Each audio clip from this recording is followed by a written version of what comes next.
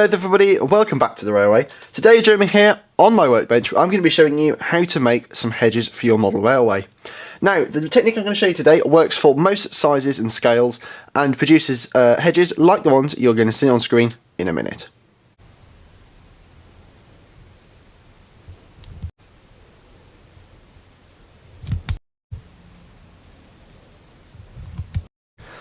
Right, so hopefully that little montage there of hedge clips is giving you a bit of a better idea on how and what you're going to be making today.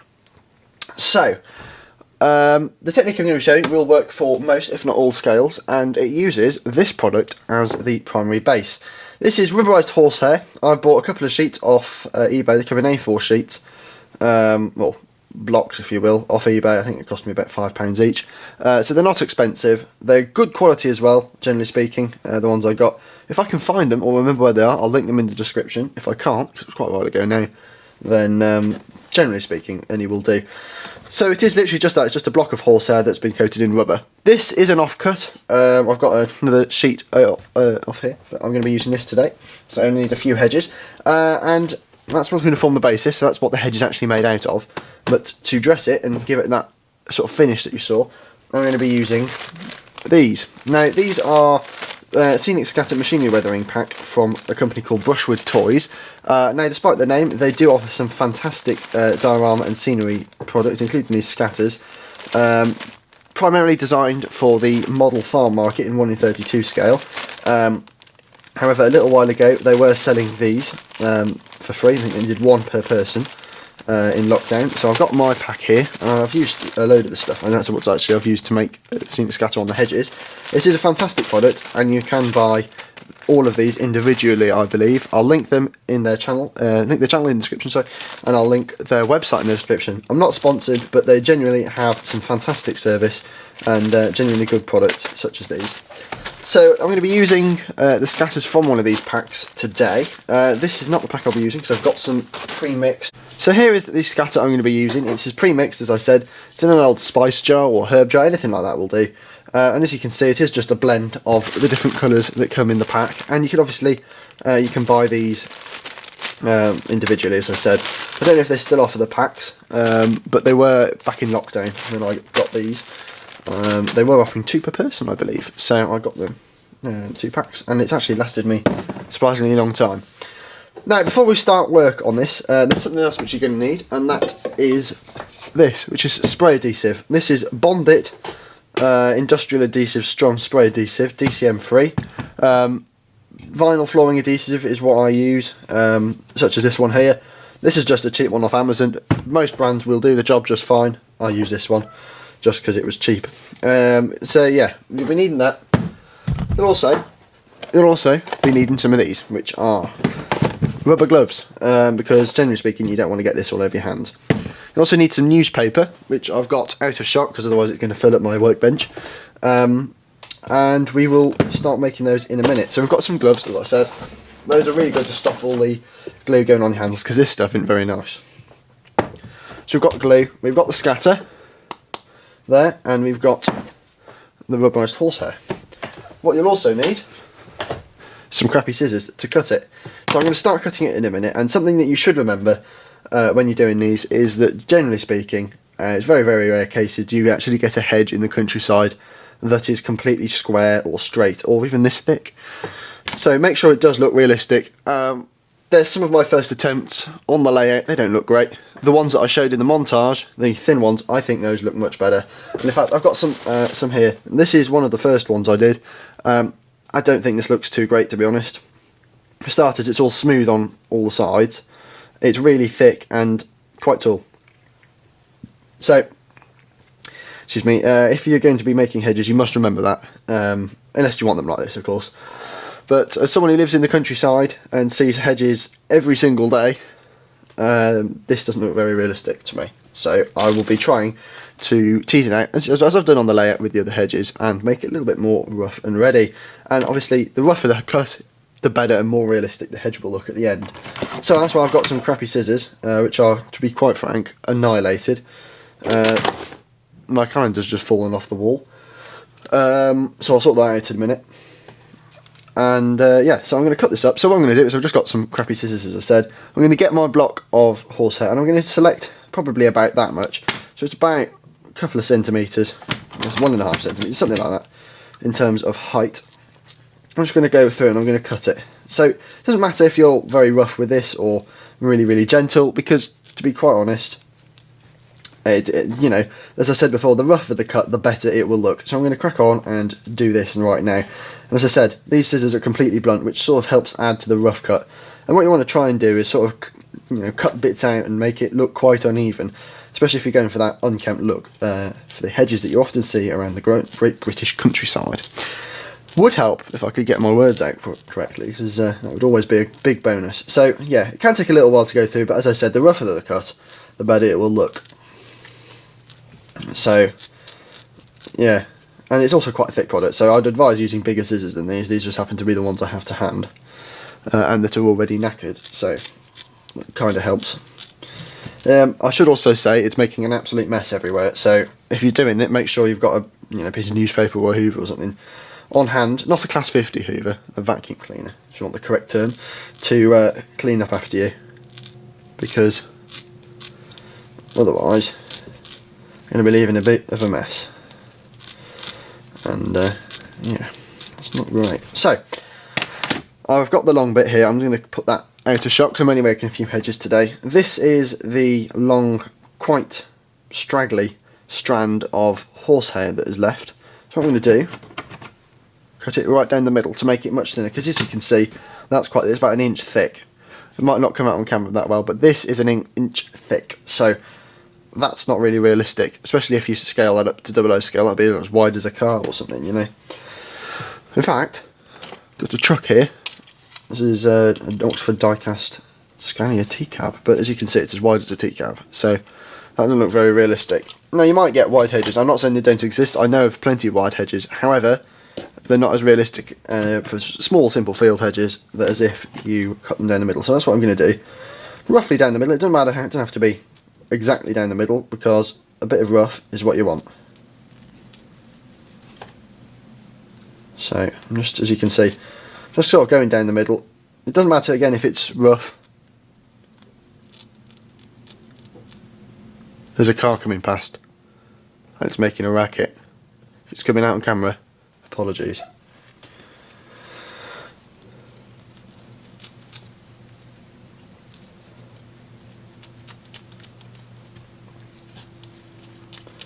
So, as you can see, I'm just going to start from the other end now as well, but it's a bit thinner, a bit easier to cut it through. So as I said, it doesn't matter if it's not particularly evenly cut, but you do want to try and make sure that there's enough there to actually hold the substance of the hedge. Now, as you can see, these are much, much thinner now. Places they're a bit thicker, but that's quite realistic, to be honest. Now, you'll notice as well that these are quite straggly, so in order to help that unkempt hedge look, I'm going to sort of tease some of this stuff out to make it look as if the bits of the hedge are growing out. And as you can see, it might not come across, but my workbench is absolutely filthy from that. I keep realising I get my head in shot, so apologies about that. That's going to terrify you all. No end, I'm sure. So as I said, I'm going to keep bringing this, teasing it out. Okay, so we've teased that one out nicely on both sides. Now, you might notice it's looking quite flat topped in places, so what I'm going to do, scissors again, and I'm going to cut out certain parts, so just chunks out the top in random places, you know, just pull bits out. And these offcuts can be used, you could chuck them away, or you could use them as bushes and stuff for scenery, so that is entirely up to you what you do with those. You're bound to have a use for them though. I haven't had a use for them yet, but I am storing them up because I do have a plan for them on my exhibition layout, which I'm starting to build. I'm not going to document that on here because I think that it would get quite complex and a nightmare to edit quite quickly, but I will put some videos occasionally on it. But I will tell you a little bit about that, and it is going to be a modern image a depot. So that should be quite fun. Anyway, I've now cut out the top, and as you can see, that's looking much more random and straggly, and that's what we want really, is we don't really, we're not after that sort of really neat and tidy hedge, unless of course that's what you want. So we've got one. I'll quickly go ahead and do the other. As you can see, just tease it out quickly, like so. Do the same on the other end. Okay, like so. And so I'm just teasing it out with just rough, random strands coming out. Doesn't matter how neat they are, because a lot of this will be put back into it, if you will, when we are spraying it, because it's going to sort of push it back from the force with the glue. Some people might choose to paint this. If you want to choose to paint this before you spray the Scenic Scatter on, that's your choice. You can do. I'm not doing it here because mine's got this sort of green colour to it, but I know you can get horsehairs with sort of a brown colour to them as well, so you can do that if you want to. In terms of green paint and spray paints, I quite recommend I can't remember the name of the brand now, I'll pop it on screen, or I've got a can of it here. What's the brand? Plasticoat, that's the ones. So if you're after spray paints, I'm going to recommend Plasticoat because they've got good coverage and quite cheap as well. Anyway, we have got these, which are nicely teased out, so tease that one out a little bit more. So we've got those. We are going to now head downstairs to a nice well ventilated area. I should also mention, when you're doing the spraying, wear a face mask and glasses. I've got a ventilator mask, so I'm going to put it on when I'm spraying it, and I'll wear some protective glasses as well, because you don't want this stuff in your eyes, or inhaling it for that matter, because it's not good. Okay, make sure you're doing it in a well ventilated area as well, which I'm going to go and do. So I'll see you guys in just a moment. Right, so here I am downstairs. So this is a piece of newspaper I've got set out on the floor.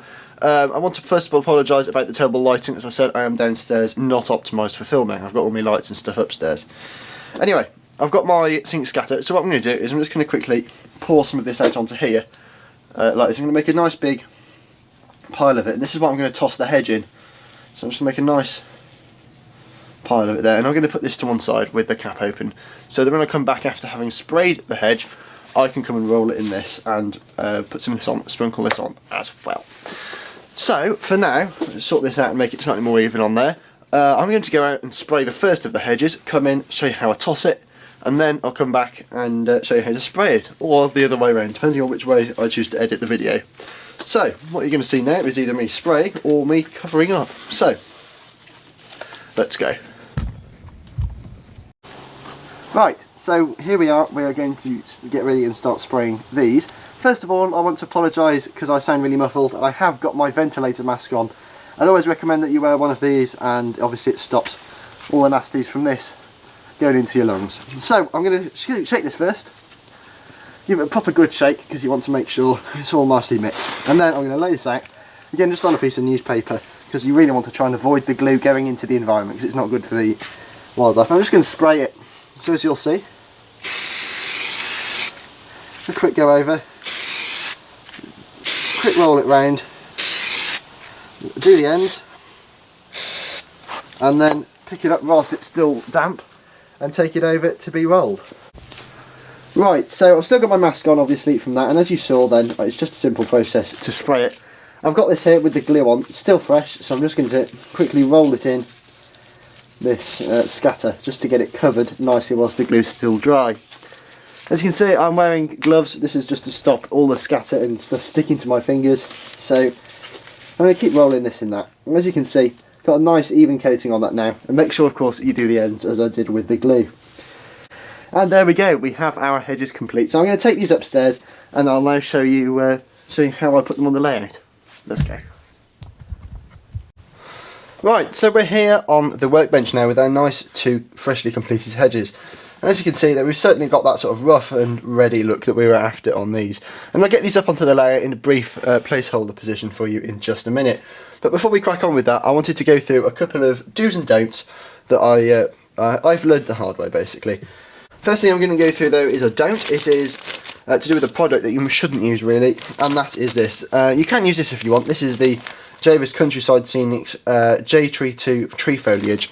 Now, it's called tree foliage. In reality, it's just clump foliage, and I'm going to show you in a minute the first hedge I ever did with, and it was with this product, and it looked awful. So I'm going to show you that to you right now. And here it is. This is a little diorama I did. It's not great, to be honest. It's a road scene. There's a lot of the Scenic Scatter used here. And this is the first hedge I did with the thing, and as you can see, it's just knobbly bobbly and it doesn't look good at all. And that's because, as I said, this is really just clump foliage. If I show you a bit from the bag, which I'm just going to get out for you now, I would if the bag would open, you'll be able to see that it's really not suitable for use on trees. If I show you a little bit, put it down there and zoom in on it, you can see that it is just clump foliage. It's not suitable for trees. You can't really shred it down to tree size either because it just stays in these big clods.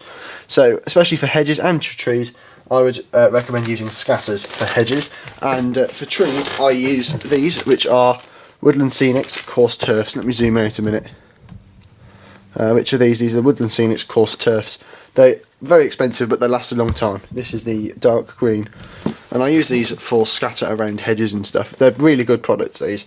I wouldn't recommend these on hedges. I don't find these look so good there. If you're going to use these, I would go with the fine turf on the hedges or the scatter that I mentioned. As I said, I'll pop a link to the scatter in the description. I should hasten to add, actually, I'm not sponsored for this.